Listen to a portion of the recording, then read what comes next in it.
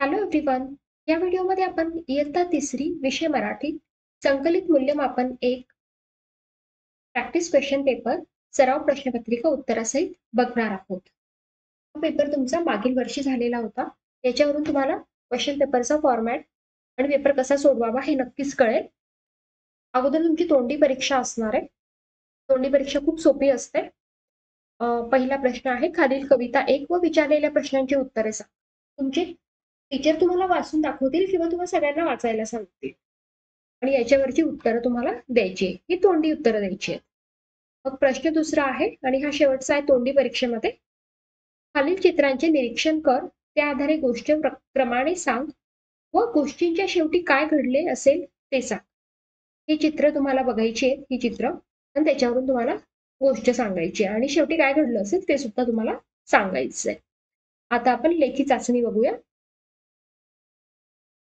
खालील बातमीचे वाचन कर. ही एक बातमी दिलेली तुम्हाला बालिका दिन साजऱ्याबद्दल व त्याखालील प्रश्नांची उत्तरे लिही आणि याच्यावरची प्रश्नांची उत्तरं तुम्हाला लिहायची.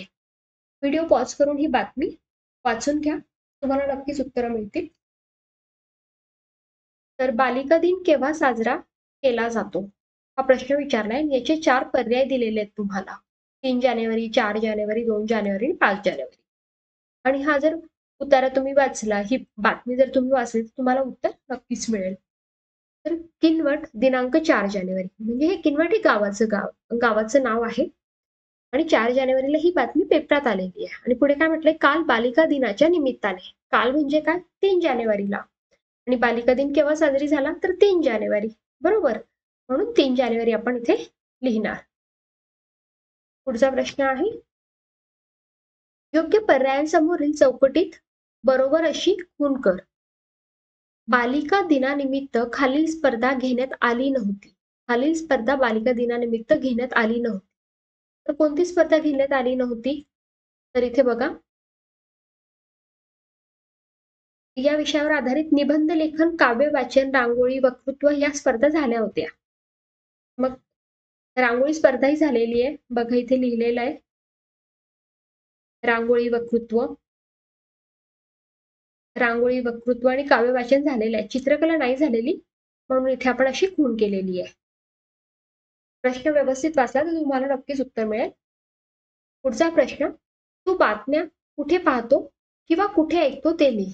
तर आपण कुठे बघतो बातम्या किंवा कुठे वाचतो पण, तर वर्तमानपत्रात किंवा संगणक म्हणजेच कम्प्युटरवर आणि मोबाईलवर सुद्धा आपण बातम्या पाहतो आणि ऐकतो.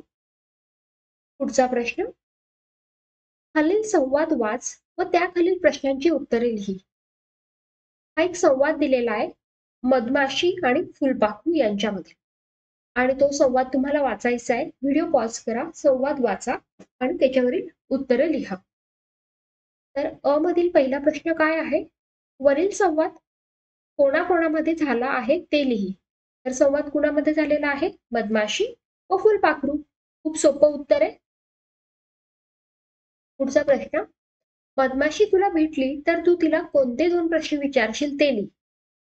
तर मधमाशी जर भेटली तर तुम्हाला जे आवडतील ते तुम्ही प्रश्न विचारू शकतात. मी इथे 2 प्रश्न लिहिलेली आहेत.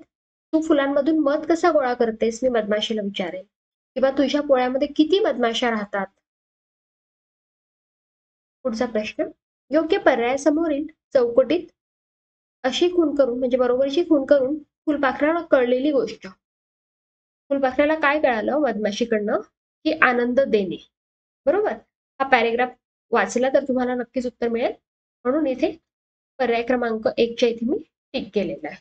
पुढचा प्रश्न, तुम्ही चॅनलला सबस्क्राईब नसेल केलं तर चॅनलला सबस्क्राईब करून घ्या. इथेच तुम्हाला मॅथ्सचे आणि इंग्लिशचे सुद्धा व्हिडिओज मिळणार आहेत, क्वेश्चन पेपरचे आन्सर सहित. हे प्रॅक्टिस क्वेश्चन पेपर असतील. पुढचा प्रश्न, खालील कविता वाच व त्याखालील प्रश्नांची उत्तरे लिही. ही कविता वाचायची आहे, त्याच्याखालील उत्तरं तुम्हाला, प्रश्न तुम्हाला सोडवायचे आहेत, त्याची उत्तरं तुम्हाला लिहायची आहेत. मी कविता वाचून दाखवते. झगडली झुंजली जनता, मग स्वतंत्र झाली माता, हिमशिखरी ध्वज फडफडले, ते देशासाठी लढले. हा राष्ट्रध्वज साक्षीला, करू आपण वंदन याला, जय गीत गाऊया अपुले, ते देशासाठी लढले. कवितेत आई या शब्दाला आलेली पर्यायी शब्द शोध व लिही. मग पर्यायी शब्द कोणता आलेला आहे बघा, इथे माता शब्द आलेला आहे. तर आपण इथे माता हा शब्द लिहिला. पुढचा प्रश्न, हिम या शब्दाचा अर्थ ओळख व योग्य पर्यायाला असं गोल करायचंय, सर्कल करायचंय, अशी खूण कर. तर हिम म्हणजे काय? बर्फ. मग आपण बर्फाला गोल केलेला इथे पर्यायाला. पुढचा प्रश्न आहे, स्वतंत्र या शब्दाचा वापर करून अर्थपूर्ण वाक्य तयार कर व लिही. स्वतंत्र हा शब्द तुम्हाला वाक्यात वापरायचा आहे. तर भारत एक स्वतंत्र देश आहे. हे मी वाक्य बनवलंय. तुम्ही तुमच्या आवडीने दुसरं वाक्य सुद्धा बनवू शकता. फक्त त्याच्यात स्वतंत्र हा शब्द बरोबर वापरला गेला पाहिजे, अर्थपूर्ण वापरला गेला पाहिजे. पुढचा प्रश्न, खालील कवितेच्या ओळी वाच व सूचनेनुसार कृती कर. किलबिल किलबिल पक्षी बोलती, झुळझुळ झुळझुळ झरे वाहती, पानो पानी फुले बहरती, फुलपाखरे वर भिरभिरती, स्वप्नी आले काही, एक मी गाव पाहिला बाई. प्रश्न आहे, झुळझुळ या शब्दाचा उपयोग करून एक वाक्य लिही. तुम्ही तुमच्या मनाने एक वाक्य लिहू शकता. तिथे मी लिहिला इथे की झुळझुळ वाहणाऱ्या पाण्याचा आवाज खूप गोड वाटतो. पक्ष्यांच्या आवाजासाठी कवितेत आलेला शब्द लिही. पक्ष्यांच्या आवाजासाठी कोणता शब्द आलेला आहे? किलबिल किलबिल पक्षी बोलती. किलबिल हा शब्द वापरला गेला आहे. तर मग तो इथे आपण लिहिलेला आहे किलबिल. पुढचा प्रश्न आहे, उतार्यावर आहे पुढचा प्रश्न. खालील उतारा वाच व त्याखालील प्रश्नांची उत्तरे लिही. हे उतारा तुम्हाला वाचून दाखवते. निसर्गाने करुणा केली, भाते पिकुनी पिवळी झाली. असे गाणे गुणगुणत नाना काका माळावरच्या शेतापाशी थांबले. दाणे भरलेल्या लोंब्या आडव्या पडल्या होत्या. शेताची नासाडी चालू होती. शेतावर उंदीर मामा कोपले होते. नाना काकांनी एक प्रयोग करण्याचे ठरवले. त्यांनी शेताजवळच्या माळावर एक मोठा गोल खड्डा खणला. त्या खड्ड्यात पत्र्याचे एक मोठे पिंप ठेवले. ते अर्धे अधिक पाण्याने भरले. त्याच्या मोकळ्या तोंडावर एक तर्फेसारखी हलकी लांब फळी बसवली. पिंपावरच्या फळीच्या टोकाला तळलेली भजी ठेवली. अंधार पडला आणि नाना काका शेतावरून घरी आले. ह्या उतार्यावर तुम्हाला प्रश्न विचारले आहेत. निसर्गाने करुणा केली, भाते पिकुनी पिवळी झाली. या वाक्यातील अधोरेखित शब्दाचा पर्यायी शब्द लिही. निसर्गाने करुणा केली. करुणा केली म्हणजे काय? त्याचा पर्यायी शब्द कोणता आहे? हे 4 पर्याय दिलेले आहेत तुम्हाला. प्रार्थना, दया, शेती, करुणा. तर करुणेचा इथे अर्थ आहे दया. म्हणून इथे आपण उत्तर लिहिलंय दया. नाना काकांच्या शेतांची नासाडी कोण करीत होते ते लिही. तर आपल्याला इथे उत्तर मिळालेले, नाना काकांच्या शेताची नासाडी कोण करत होते? उंदीर मामा. म्हणजे आपण इथे उत्तर लिहिणार उंदीर. पुढचा प्रश्न आहे, शेताची नासाडी किंवा नुकसान थांबवण्यासाठी तुला सुचलेले 2 उपाय लिही. तर तुम्हाला उपाय लिहायचे आहेत नासाडी थांबवण्यासाठी. तर मी इथे 2 उपाय लिहिलेले आहेत.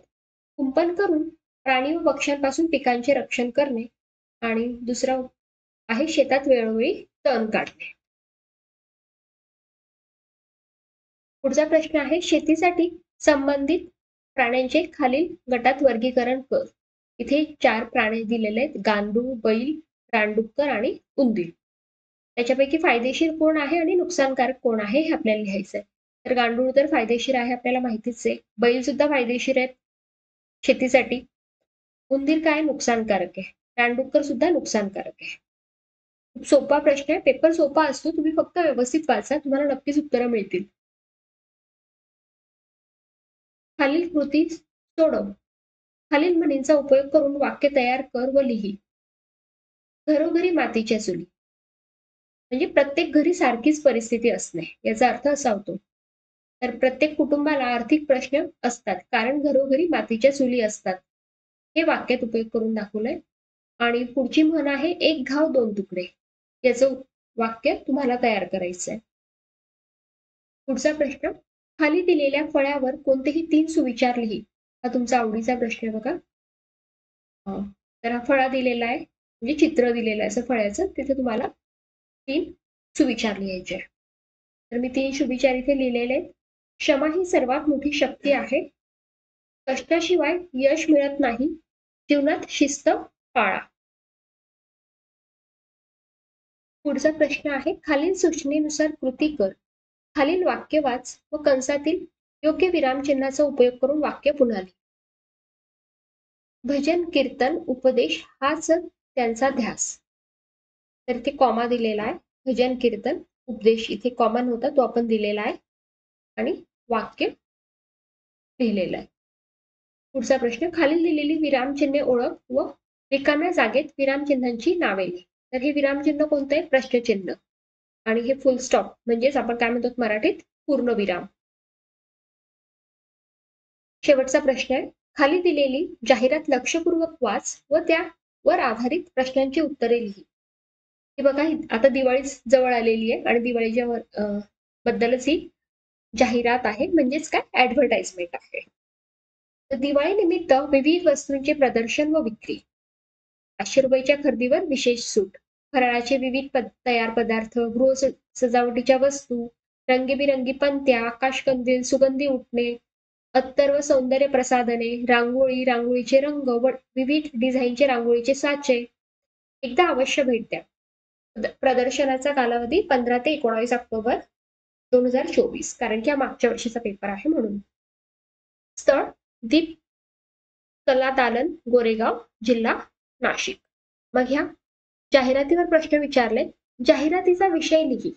तर खूप सोपा प्रश्न आहे. जाहिरातीचा विषय काय आहे? दिवाळी निमित्त विविध वस्तूंचे प्रदर्शन व विक्री. तोच विषय तुम्हाला इथे लिहायचा आहे. बरोबर. पुढचा प्रश्न आहे, प्रदर्शनामध्ये कोणकोणत्या विविध वस्तूंची विक्री होणार आहे? चुकीच्या पर्यायासमोर गोल रंगव. बघा इथे चुकीच्या पर्यायाला गोल करायचे. रांगोळी, रांगोळीचे साचे, फराळाचे पदार्थ, सौंदर्य प्रसाधने असणार आहेत. फराळाचे खाद्यपदार्थ, पंत्या, रंगीबिरंगी छत्र्या आहेत का? नाहीयेत.